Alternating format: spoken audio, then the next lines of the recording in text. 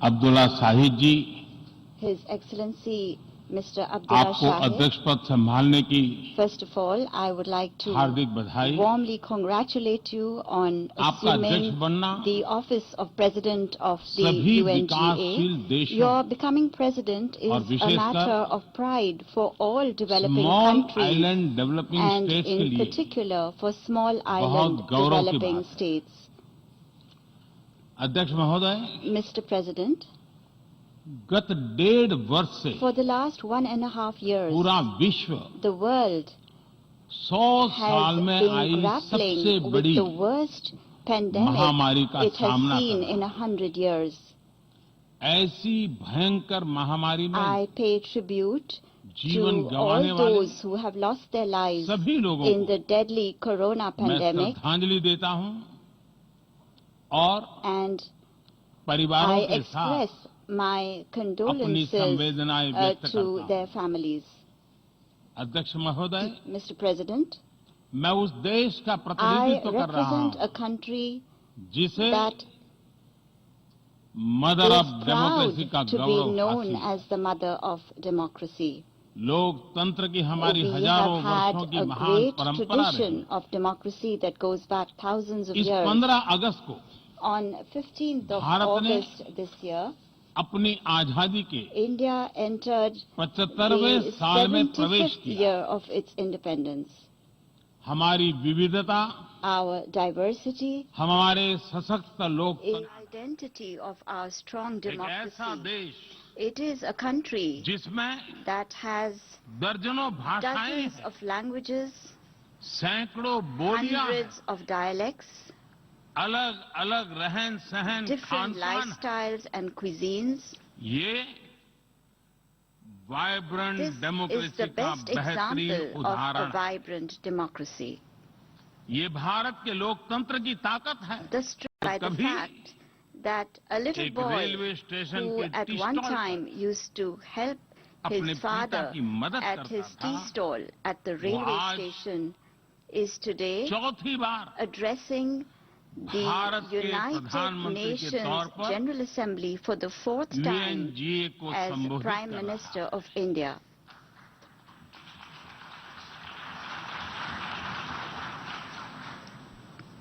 सबसे लंबे समय तक I will soon Gujarat have का spent 20 मुख्यमंत्री years serving और my फिर countrymen as पिछले head of 7 साल government. से First as the Bharat longest के serving प्रधानमंत्री Chief के Minister तौर पर of मुझे Gujarat and then head of as government Prime की Minister भूमिका में for the last 7 years. देशवासियों की सेवा करते हुए 20 साल हो रहे हैं और And मैं अपने I अनुभव am से saying कह रहा this to हूं, you from my own Yes. experience. Yes, democracy can deliver. democracy can deliver. Yes, democracy has democracy deliver. has delivered. अध्यक्ष महोदय, Mr. President, एकात्म मानव दर्शन के today is प्रणेता the birth anniversary Pandit of Deendayal Pandit Upadhyay ji की आज Deen जन्म Dayal जयंती है। Upadhyay, the proponent of Ekatma Manav Darshan. एकात्म मानव दर्शन यानी Ekatma Manav Darshan integral means humanism, integral humanism, अर्थात or स्व से the development समष्टि journey undertaken together, विकास और the विस्तार की expansion सहयात्रा। from the self to the universe, expansion of the self, expansion of the self, moving from moving individual to from the the society, individual to society, the nation to the nation, entire and to humanity. entire humanity. और ये चिंतन And this philosophy Antyodaya को is समर्पित है। dedicated to Antyodaya. Antyodaya को आज की परिभाषा The में modern day where definition no one of is left behind कहा Antyodaya जाता है। is where no one is left इसी भावना behind. के साथ It is with this principle आज in mind that India integrated, today is moving equitable forward on the path of development की राह पर आगे integrated, बढ़ रहा है। equitable development. Vikas Our priority is सर्वसमावेशी हो, that development should be all-inclusive, सर्वस्पर्शी हो, all-pervasive, सर्वव्यापी हो, universal, सर्वपोषक and हो। one that nurtures all. यही हमारी प्राथमिकता है। बीते 7 वर्षों में During the last 7 years, Bharat में India has 43 brought crore over से ज्यादा लोगों को 430 million people बैंकिंग who व्यवस्था were से जोड़ा previously गया है, unbanked into जो the अब banking system. इससे वंचित थे। आज Today, 36 over करोड़ से अधिक ऐसे लोगों को भी 360 million people बीमा सुरक्षा who कवच मिला है, earlier could not पहले even imagine इस बारे में this सोच was भी नहीं सकते। possible, now have insurance coverage 50 as crore से security. ज्यादा लोगों को By giving over 500 मुफ्त इलाज million की people सुविधा देकर the facility of free Bharat ने treatment in hospitals, उन्हें quality India health has service से given them जोड़ा। access to quality health Bharat services. ने 3 करोड़ तक By के घर building बनाकर 30 million बेघर, proper homes, यानी India has made होमलेस परिवारों को homeless families होम ओनर्स बनाया। homeowners. अध्यक्ष महोदय, Mr. President, प्रदूषित पानी polluted water भारत ही नहीं, is a very big पूरे problem, विश्व not just for और India, खासकर but for the entire गरीब और world, and विकासशील in देशों particular की for poor and बहुत developing बड़ी countries. समस्या है।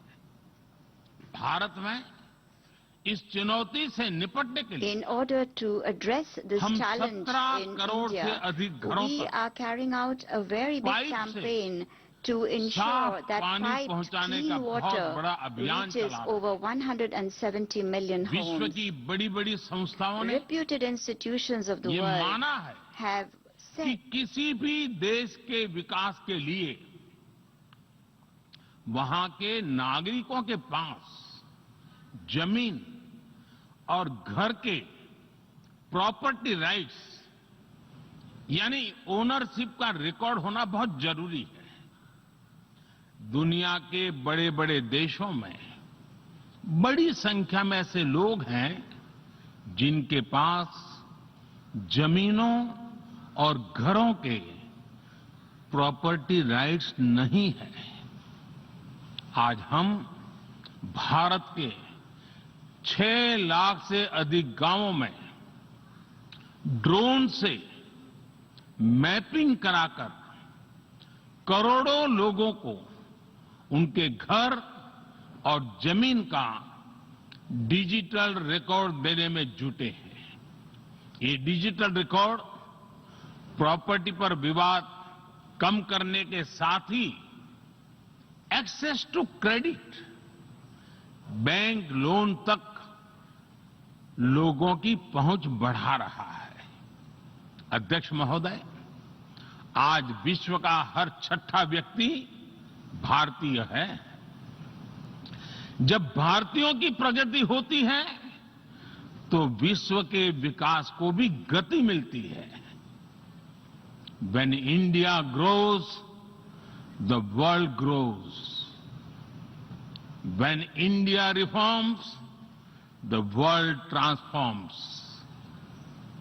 भारत में हो रहे साइंस और टेक्नोलॉजी आधारित इनोवेशंस विश्व की बहुत मदद कर सकते हैं। हमारे टेक सॉल्यूशंस का स्केल और उनकी कम लागत दोनों अतुलनीय है।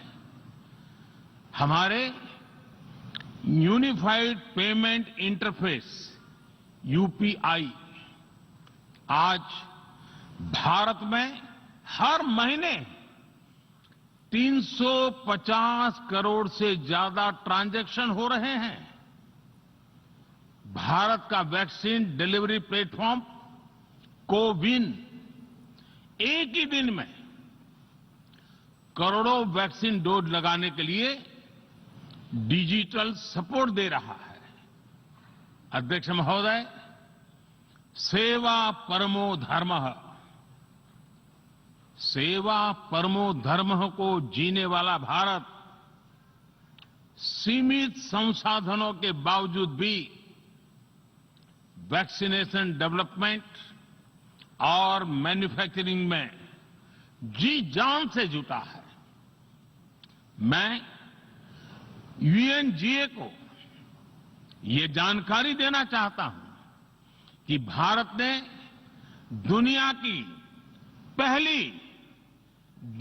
की पहली डीएनए वैक्सीन विकसित कर ली है, जिसे 12 साल की आयु से ज्यादा के सभी लोगों को लगाया जा सकता है। एक और mRNA वैक्सीन अपने डेवलपमेंट के आखिरी चरण में है। भारत के वैज्ञानिक कोरोना की एक नेजल वैक्सीन के निर्माण में भी जुटे हैं। मानवता के प्रति अपने दायित्व को समझते हुए भारत ने एक बार फिर दुनिया के जरूरतमंदों को वैक्सीन देनी शुरू कर दी है।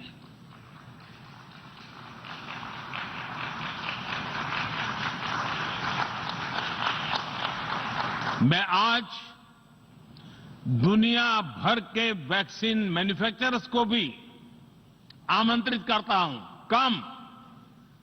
कम मेक वैक्सीन इन इंडिया।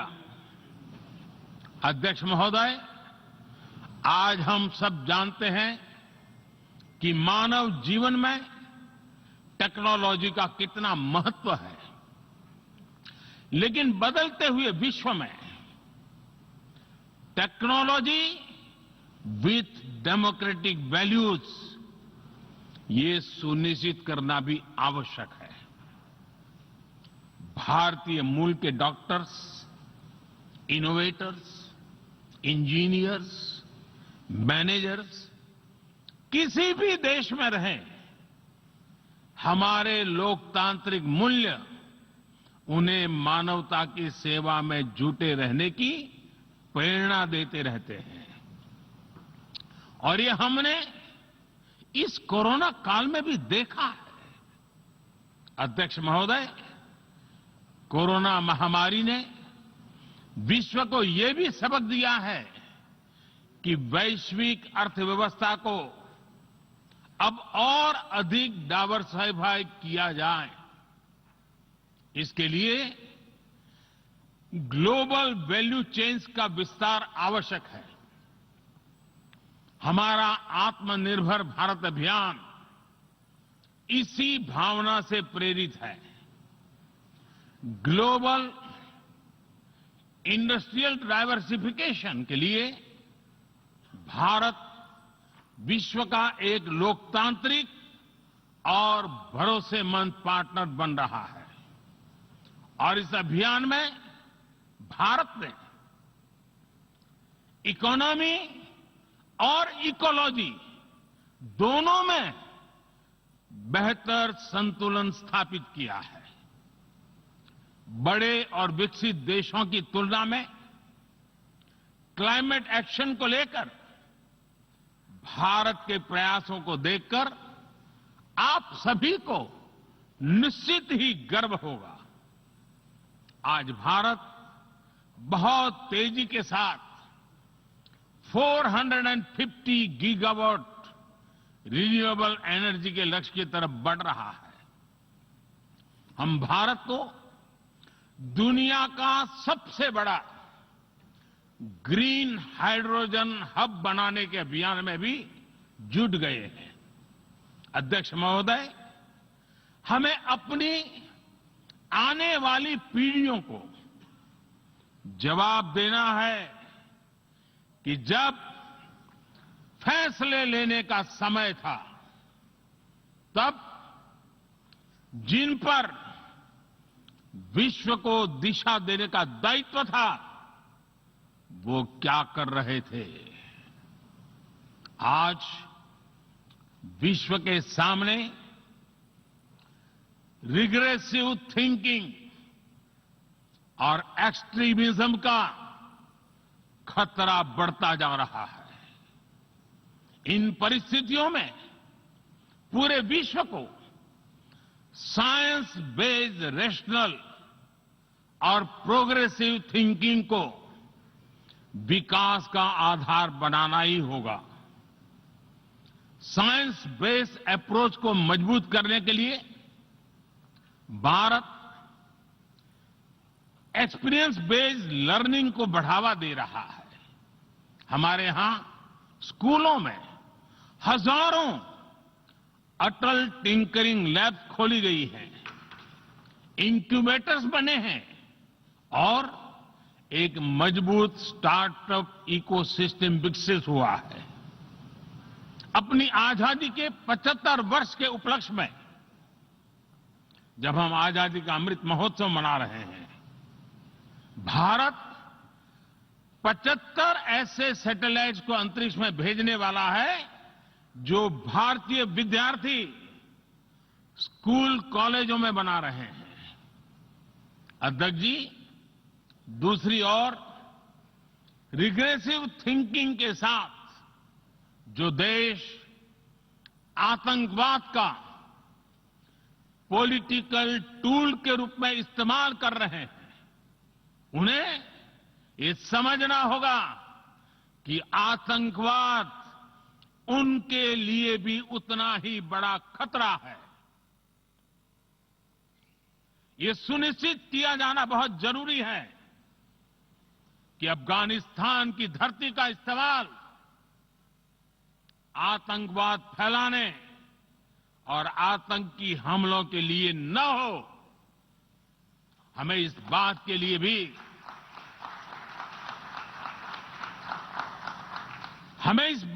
भी सतर्क रहना होगा कि वहां की नाजुक स्थितियों का कोई देश अपने स्वार्थ के लिए एक टूल की तरह इस्तेमाल करने की कोशिश न करें।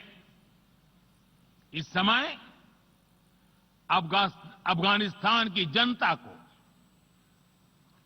वहां की महिलाओं और बच्चों को, वहां की माइनॉरिटीज को मदद की जरूरत है और इसमें हमें अपना दायित्व निभाना ही होगा।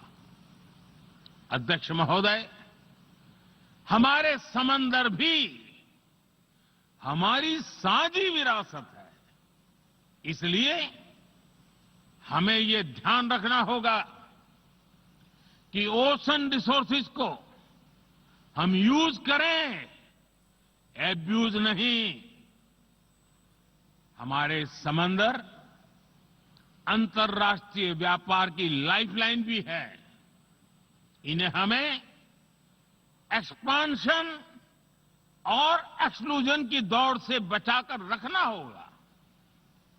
रूल बेस्ड वर्ल्ड ऑर्डर को सशक्त करने के लिए अंतर्राष्ट्रीय समुदाय को एक सुर में आवाज उठानी ही होगी। सुरक्षा परिषद में भारत की प्रेसिडेंसी के दौरान बनी विस्तृत सहमति विश्व को मैरीटाइम सिक्योरिटी के विषय में आगे बढ़ने का मार्ग दिखाती है। अध्यक्ष महोदय, भारत के महान कूटनीतिज्ञ आचार्य चाणक्य ने सदियों पहले कहा था, कालातिक्रमात् काल एव फलम पिबति। जब सही समय पर सही कार्य नहीं किया जाता तो समय ही उस कार्य की सफलता को समाप्त कर देता है। संयुक्त राष्ट्र को खुद को प्रासंगिक बनाए रखना है तो उसे अपनी इफेक्टिवनेस को सुधारना होगा, रिलायबिलिटी को बढ़ाना होगा। यूएन पर आज कई तरह के सवाल खड़े हो रहे हैं। इन सवाल को हमने क्लाइमेट क्राइसिस में देखा है, कोविड के दौरान देखा है, दुनिया के कई हिस्सों में चल रही प्रॉक्सी वॉर, आतंकवाद और अभी अफगानिस्तान के संकट ने इन सवालों को और गहरा कर दिया है। कोविड के ओरिजिन के संदर्भ में और ease of doing business ranking को लेकर वैश्विक गवर्नेंस से जुड़ी संस्थाओं ने दशकों के परिश्रम से बनी अपनी विश्वसनीयता को नुकसान पहुंचाया है। ये आवश्यक है कि हम यूएन को ग्लोबल ऑर्डर, ग्लोबल लॉज और ग्लोबल वैल्यूज के संरक्षण के लिए निरंतर सुदृढ़ करें। मैं नोबेल पुरस्कार विजेता गुरुदेव रविंद्रनाथ टैगोर जी के शब्दों के साथ अपनी बात समाप्त कर रहा हूं।